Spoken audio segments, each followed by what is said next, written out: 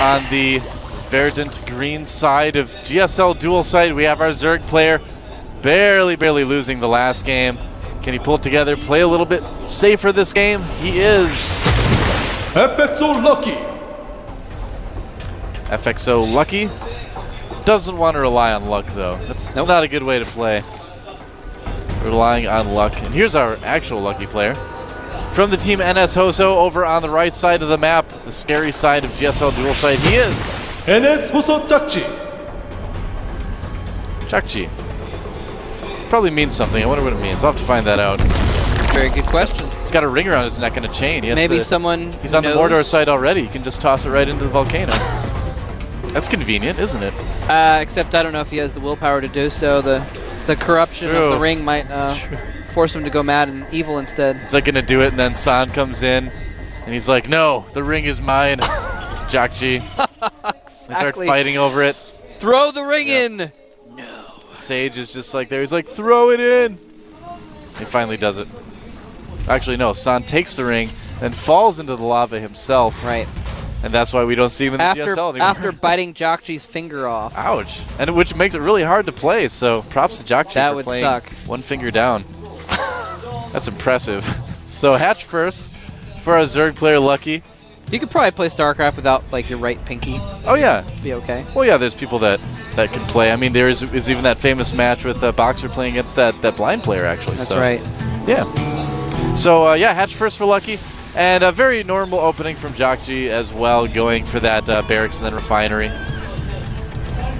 Yes, indeed. And surprise, surprise, he's upgrading an orbital command.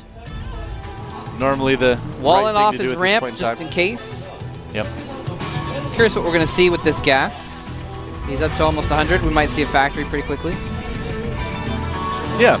Well, I'm really kind of curious to see what Lucky's going to do. I mean, last game he played very standard. You know, I'm wondering if he's going to try to do something aggressive possibly this game. The natural, I kind of feel like, is a little bit more open on this map than some other maps. Easier to get to. That factory right next to the barracks that jjakji is making right now, you guys will see it in a moment. SCV getting zoned out a little bit by the drone, getting droned out, if you will. Zoned out? Yeah. Probably going to be a heli expand for jjakji. Judging from where he's putting that factory. You know what? There's also flowers on this map, but they're like different flowers on the lava side. Makes sense. You can't grow the same flowers on the other side. Yeah. Can you?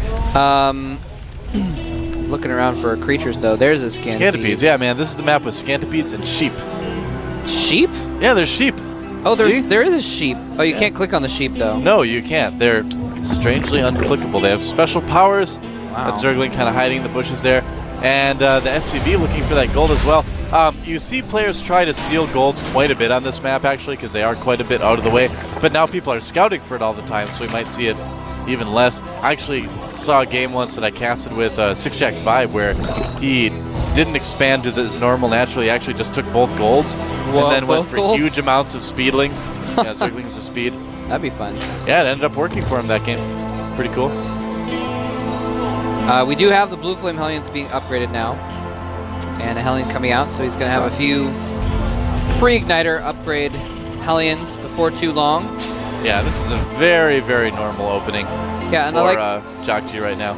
And I like how he's also going for the extra command center behind it, so he's going to be able to get map control with the Hellions and then expand pretty quickly after that. Yep, I thought he was going to go for a Hellion expand, which I think he was maybe trying to make Lucky think that too. If you go up the ramp and you see the factory right next to the barracks, you think, oh, regular, reactor Hellion expand. But instead, he pulled the factory back, going blue flames. Oh, and we missed it. A Zergling tried to sneak into the base, but jjakji has really been denying the scout with those Zerglings. He's running out with a Hellion, single Hellion here. Another one's going to catch up to it.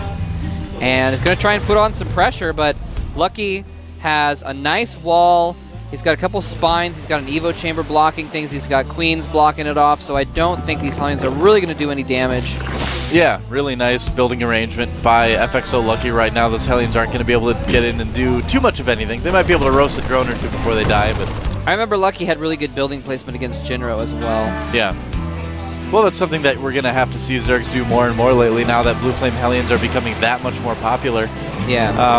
Probably going to see jjakji poke in there, see that he can't really do a lot, and then just maybe kill some creep tumors. Oh, he's going for it. Go in, try and kill some drones. All right, he's committed now. And loses 2 Hellions for 4 drones. That's not bad. I mean, killing a couple drones, but not horrible, but not as much as he could have hoped for as well. And that actually means, though, that he needs to be a little careful unless he makes more Hellions. Huh.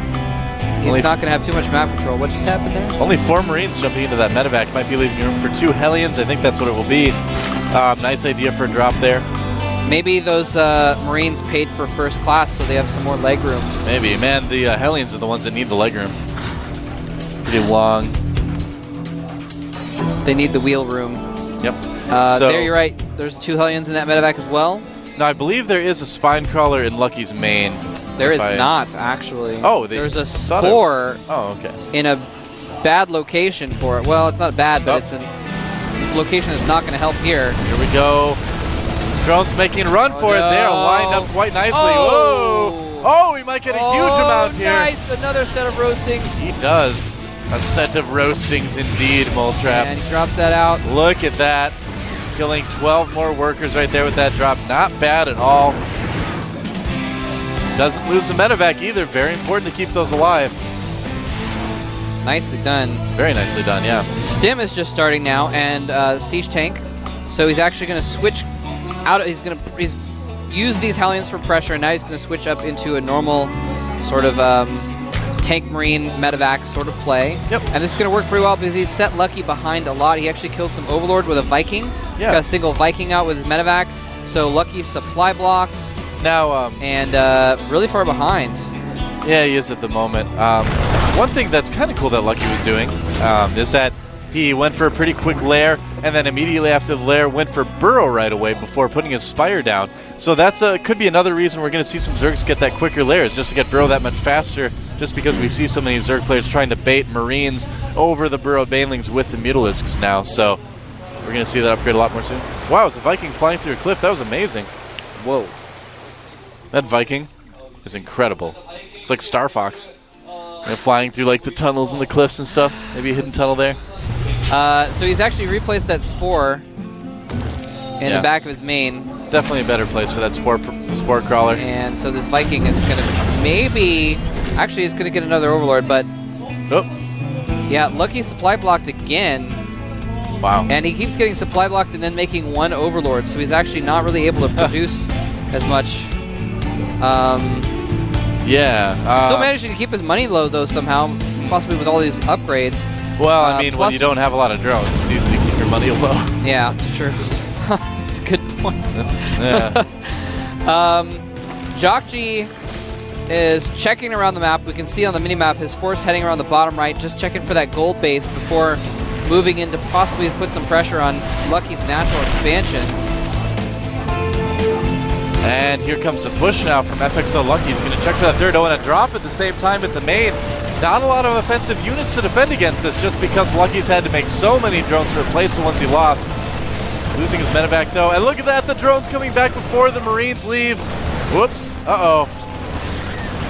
And I guess we're just going to leave that spore crawler at 5 hit points or whatever and let all the Marines die. Oh, here comes the push at the natural, though.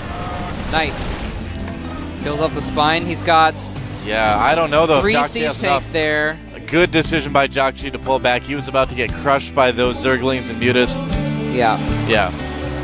Good idea to do that. He's got another pretty decent force moving down the side of the map right now, too, so he'll be able to meet up, link up, move out. Yeah, and 5 siege tanks in the mix. So Zerglings are going to be pretty ineffective at this point, as well as Banelings if he decided to make them. And with that last attack, actually, with Lucky pulling his drones back in there, he's now down to 40 drones, now up to 45. Here we go. Oh, those Lings getting annihilated by the Marines. And suddenly things are looking very, very bad for FXO Lucky. Look at that, sprinting ahead with the tanks and the Marines. I don't know, Moletrap. I think our Zerg player might be getting 2-0'd here. I think this is the end for Lucky. This is not his lucky day after all. No. His natural expansion goes down, and Lucky never had a chance. He's been so far behind this game to get a third, so he is just down to his main. He has 21 drones, and I don't think a handful of Banelings and Zerglings is going to kill all of this. You know what they say, Moltrap, fortune favors the bold. The bold player this game was definitely jjakji with those great drops, great aggressive pushes. And yeah, right now, FXO Lucky down to just one base. Here comes some Banelings, but just not enough to make a difference. Yeah, final defense here for Lucky, but he is going to be eliminated. Lucky, GG's. He will stay in Code A for next season, but he has been eliminated from this season. And jjakji is going to advance to the round of 8, and he is going to be in the up and down matches at the very least. Yeah. And has a shot, of course, at advancing through Code A. Of course, the prize of Code A now is, if you win the whole tournament, you get an automatic seed into Code S. Yeah, pretty cool. He is now just 3 victories away from that. Well, yeah. Lucky not looking too happy right there. It's understandable. Game 1 was kind of awkward. That was an awkward way to lose. But I think it's kind of cool to see some Terrans coming up from NS Hozo, too. Kind of a team that's known for a lot of Protoss players. But jjakji definitely showing that he's a good Terran. I mean, I said it before the match. I've seen this guy play a lot. I think he's got a lot of potential. Played, pretty standard, but yet at the same time was aggressive, wasn't too passive. Yeah, and I like he changed things up a lot. Like that last game, for instance, he's like, all right, well, I'm going to show possible Reactor Hellions. I'm actually going to go Blue Flame Hellions, and then when you're defending against Blue Flame Hellions, I'm actually going to switch back up into Biotank. Yeah. And we see worked really well. And it just picked away at Lucky a lot. Picked away with the Hellions, picked away with the drop, picked away with the tanks, and just kept him contained the whole time. Well, the cool thing we see about this Blue Flame Hellion Marine opening that all these Terrans are doing right now is that there's just so many different ways to use it. You can drop the Marines and pick up the Hellions. You can drop Marines and Hellions. You can pressure the Marines from the back, Hellions from the front. You can do a lot of different things with it, which makes it very difficult for Zerg to kind of predict what's going to happen, and that's the kind of innovation I think we need to see in TVZ right now. Yeah. Because, let's face it, Terran players have been kind of on the ropes for a little while in this matchup. Yes, indeed. So definitely some interesting stuff out of jjakji. Very, very well played. Good control that game. Good decision making. Good pressure. Didn't make the mistake that Maka made of not pressuring at all. He put the pressure on. He tried to do some harassment, that kind of thing, and it really paid off for him. Man, and Lucky just, I feel like he kind of floundered a little bit after that pressure as well. He kind of didn't seem to know how to get back into it. He seemed like he did kind of panic a little bit here and there at different points in the game. I'll definitely agree with you there. Yeah. He's still in Code A. Nothing at all wrong with that. He doesn't need to qualify. That's the big thing. If you get through the round of 32, obviously none of these guys want to get knocked out, but at least he doesn't need to go through Code B again. Of course. That's brutal. That's my favorite word to describe it. Brutal. Yeah, we're going to be back in a few minutes. Come on back for Marine King versus Yu-Gi-Oh! In just 5 minutes. We'll see you then.